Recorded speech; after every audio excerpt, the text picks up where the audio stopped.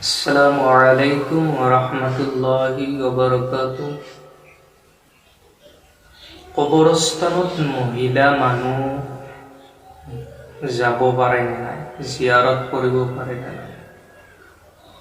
শৰীয়তে কবৰস্থানত মহিলা মানুহক যোৱাটো মানা কৰিছে, হাৰাম বুলি কৈছে, মুতলাকান হাৰাম।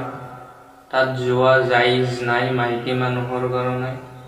মাইকী মানুহ কবৰস্থানত যোৱা এই কাৰণে মানা কৰিছে, মাজাৰত যোৱা এই কাৰণে মানা কৰিছে। মাইকী মানুহ কমজোৰ হয়, বেচুবুৰী হয়, কম চুবুৰ থকা মানুহ, এইকাৰণে শৰীয়তে মাইকী মানুহক কবৰস্থানত যোৱাটো মানা কৰিছে। আল্লাহৰ নবীৰ সাফ হাদিছত লিখিছে যে মাইকীয়ে কবৰ জিয়াৰতৰ কাৰণে যাব, সেই মাইকী আল্লাহৰ ফালৰ পৰা লানত হ'ব, এনেকুৱাকৈ সাফ হাদিছ আছে।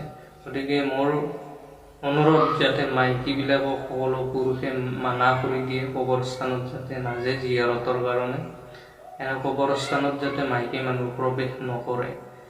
ওয়া আখিৰু দাৱানা আনিল হামদুলিল্লাহি ৰাব্বিল আলামিন।